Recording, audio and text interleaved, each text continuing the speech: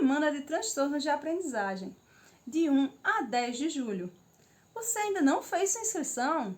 Ainda dá tempo! Faça já sua inscrição, com carga horária de 80 horas a semana. Na descrição do vídeo, você vai identificar o link para participar do grupo do WhatsApp, recebendo materiais exclusivos dessa semana. O link para sua inscrição, garanta já sua inscrição. O link para pagamento da taxa simbólica para você receber o seu certificado. Uma ótima aula!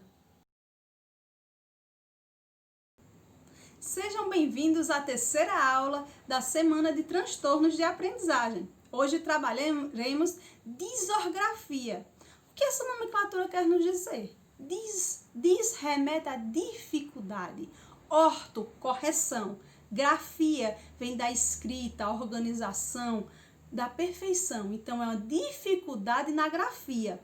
E, principalmente, é a característica da dificuldade na escrita dessa palavra, na segmentação, na omissão, na introdução de novas letras na palavra, na orientação das regras ortográficas, de pontuação e acentuação gráfica. Estrutura textual de dar continuidade à ideia do texto. O DSM-5 apresenta o código desta patologia, que é o CID-10 F81.1. Muitas vezes a disorgrafia ela é confundida com a dislexia, porque elas são muito parecidas. E a dislexia, a diferença é, a dislexia vai mostrar que aquela criança ela tem uma dificuldade muito maior, bem mais acentuada. Ela não vai só substituir essas letras, mas também ela não vai relacionar o som da letra à sua escrita. Já o disorgráfico não. Ele relaciona o som dessa palavra e a grafia dela, onde ele às vezes só faz uma substituição, que vai se remeter à estrutura do desenvolvimento corporal dela, que é a grafomotricidade, que será trabalhada. 90% das crianças que são laudadas, que tem essa característica da disorgrafia, vai se remeter mais ao atraso da linguagem, onde essas crianças vão estar com esse atraso, então vai permitir com que ela tenha essa maior dificuldade. E somente 10% dessas crianças ou adolescentes que apresentam esse laudo de disorgrafia é que tem um atraso neurológico, tem algum distúrbio ou algum transtorno relacionado. Quais são as causas da disortografia? São 3 principais. A primeira, a disortografia tipo percepção.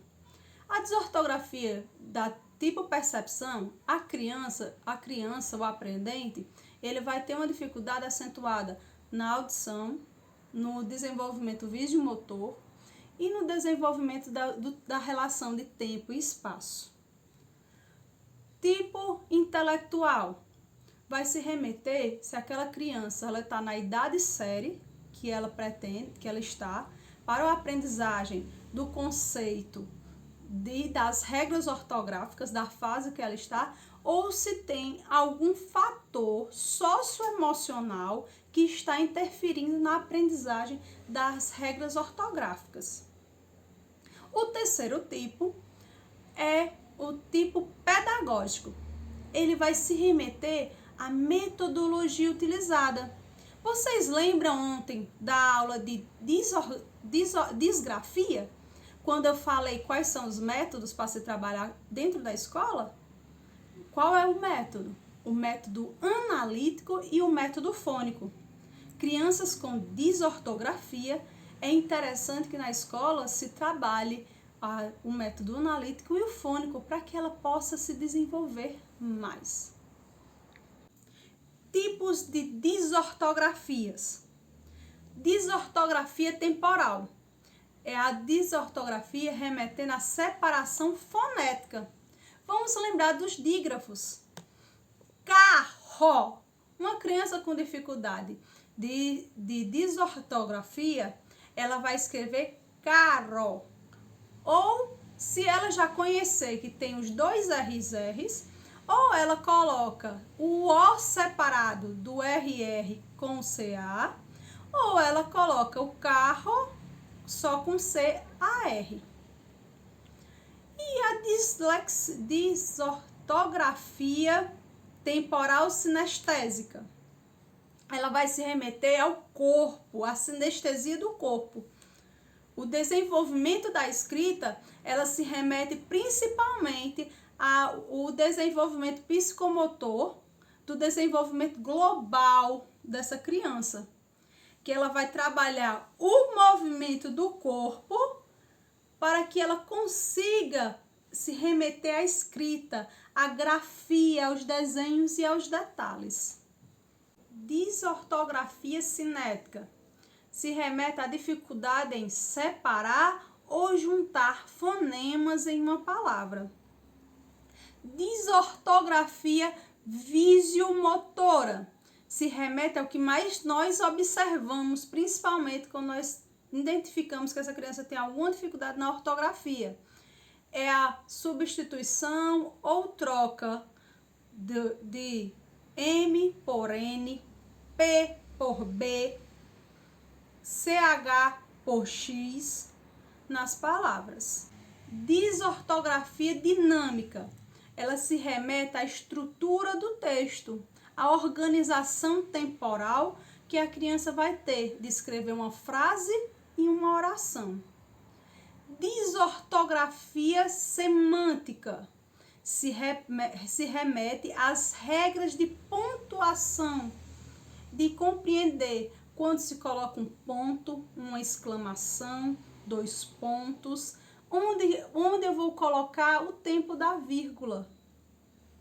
E a desortografia cultural, que ela se remete, ou ela pode ser adquirida pela questão da organização da curricular e metodológica da instituição, ela vai ser só percebida que a criança não acompanhou a partir do 3º ano do ensino fundamental.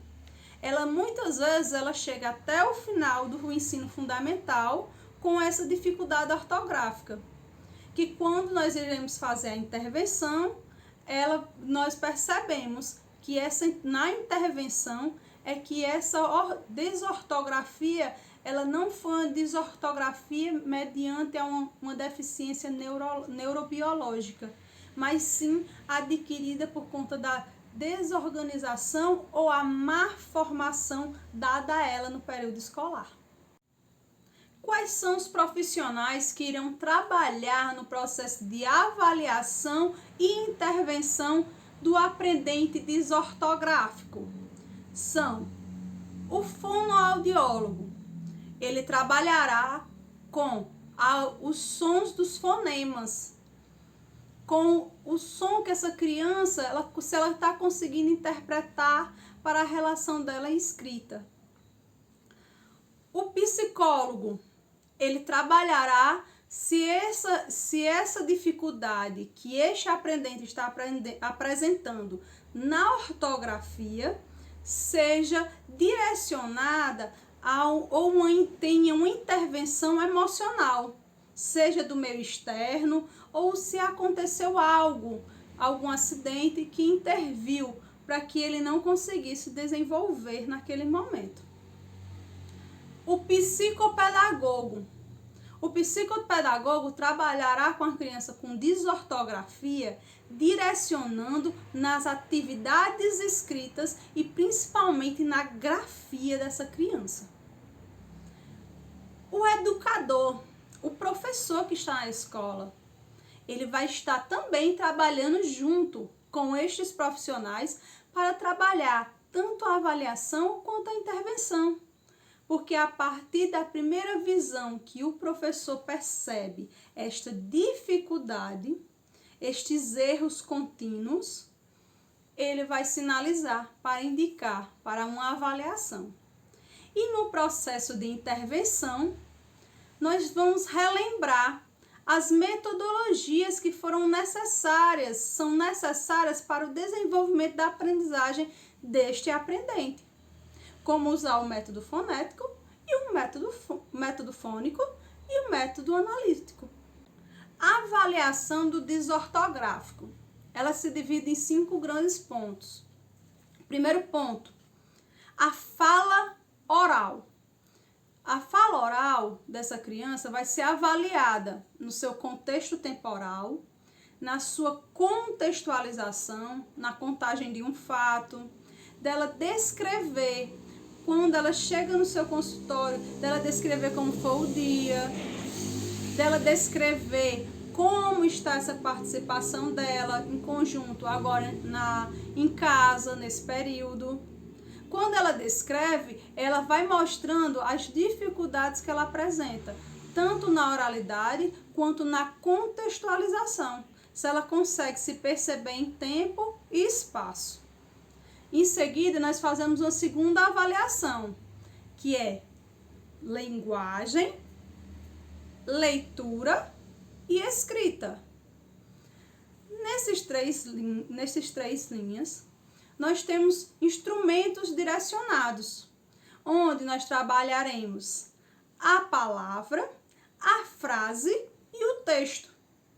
Na palavra, nós vamos perceber se ela consegue ler sílabas simples e sílabas complexas, como ela está nessa leitura, se ela se percebe e compreende o que está lendo, e no contexto e no texto, ela vai ver, nós vamos analisar se ela consegue, numa leitura contínua, ela consegue perceber as pausas necessárias usando os pontos ortográficos, se ela consegue entender a sequência de início, meio e final daquele texto, para que a gente possa fazer essa primeira avaliação. Ciência fonológica. Ela é realizada para identificar a rima, a aliteração, a separação fonética dos sons, o acréscimo de sílabas, o acréscimo fonéticos dentro das palavras. Um exemplo que podemos citar, nós vamos solicitar no nosso consultório a que a criança escreva uma frase bem simples. O menino lavou o carro. Mas para a criança que está escutando, que ela tem uma desortografia, ela vai escutar o menino. Então, ela vai escutar o menino junto, o O junto com o nome menino. A avaliação audiológica.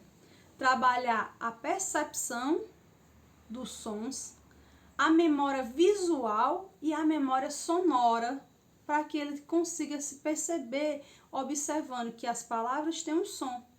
Quem geralmente faz essa avaliação é o fonoaudiólogo. A avaliação psicomotora. A avaliação psicomotora, avaliaremos o seu esquema corporal, a lateralidade, a coordenação motora fina, a coordenação motora grossa, para que ele desenvolva para a grafia. Os principais autores que nós trabalharemos de acordo com a linha que você, profissional, utiliza.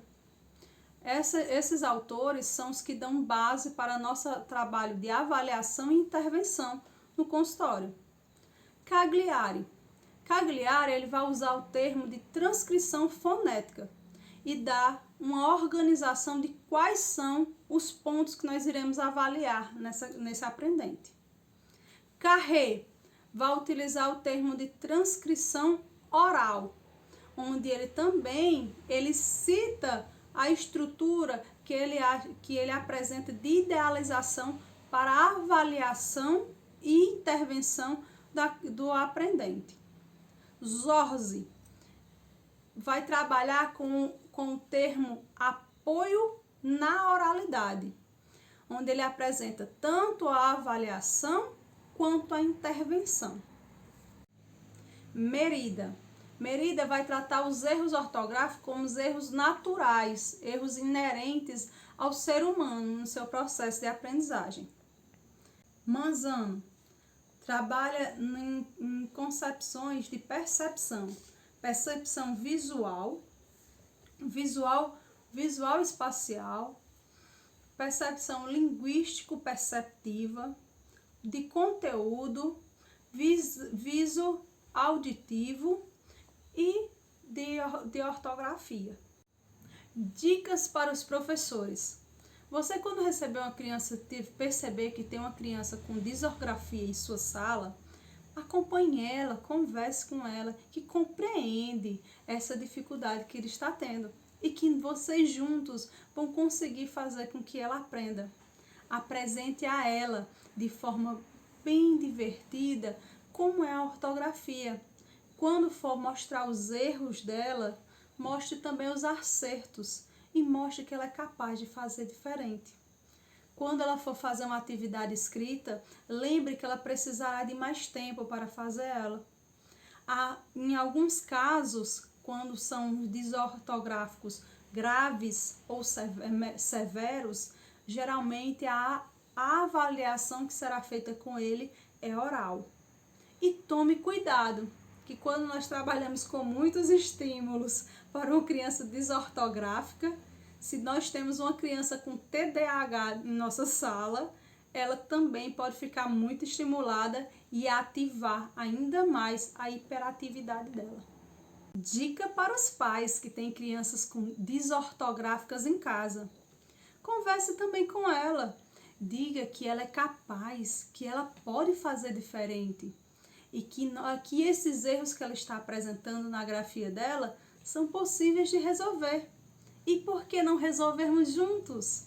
Com atividades. E nós hoje mandamos várias atividades lá no grupo do WhatsApp, falando de intervenção.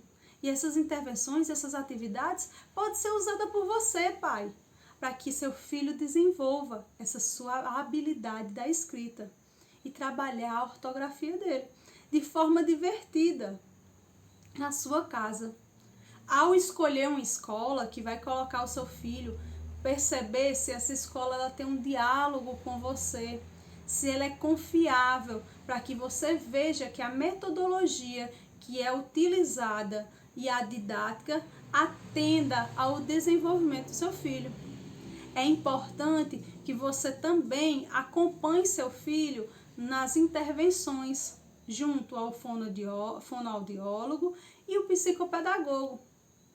E que, se estiver sendo acompanhado pelo psicólogo também, é importante dar continuidade ao tratamento. Essas intervenções farão com que ele desenvolva cada dia mais e possa estar no mercado de trabalho no futuro, fazendo um trabalho belíssimo, junto até com você, pai. É importante também ter uma organização de rotina, para que você possa trabalhar com ele, percebendo quais são os erros e acertos. Se você perceber que ele errou muito, você junto com ele, repita a palavra, para que ele possa perceber que pode corrigir. Trabalhar até com a lista do supermercado, fazer a lista do supermercado com seu filho. É importante, porque ele vai se perceber que ele também consegue escrever e que essa dificuldade ele pode avançar cada vez mais. Chegamos ao final da nossa aula. Espero que você tenha gostado. Se você gostou, dá um like. Se você teve alguma dúvida, olha aí e escreva nos comentários, para que nos próximos vídeos possamos tirar a sua dúvida. Não esqueça também de me curtir no Instagram e no Face. Olha aqui na lateral que ainda tem os outros vídeos para que você possa assistir, se você não conseguiu acompanhar. Lembre que a inscrição ainda está aberta. Faça já a sua inscrição e venha participar do grupo VIP conosco. E curte, se você ainda não se inscreveu no meu canal, se inscreva no meu canal e acompanhe as novidades que estarão acontecendo. E agora vamos lembrar das pessoas que estão conosco nessa jornada, nessa semana de transtornos de aprendizagem. Muito feliz e com muito aprendizado. Vamos lembrar de Tatiane Moura, que está conosco acompanhando em Juazeiro do Norte. Maria Bezerra, em São Paulo. Seneilton, em Mauriti. Fátima, em Jardim, obrigado por estar participando conosco. Das Dores Elaine, Maria Luísa, em Recife. Minha companheira da psicopedagogia, que bom que você está acompanhando conosco. Magda Alencar, da Crede Crato. Nerian Evangelista, que está conosco, né, desde o início. Raimundo Martins, que está em São Paulo. Lu, na Bahia, minha querida, tudo bom? Vamos dar continuidade a muito aprendizado essa semana. Natália, em Mauriti. Valdecino, em Jardim, nos acompanhando. Do Cicleide Braga, no Crato. Ana Lúcia, psicopedagoga em Juazeiro, que também está conosco. Sâmia, em Crato. Daniele Brito, também aqui no Crato.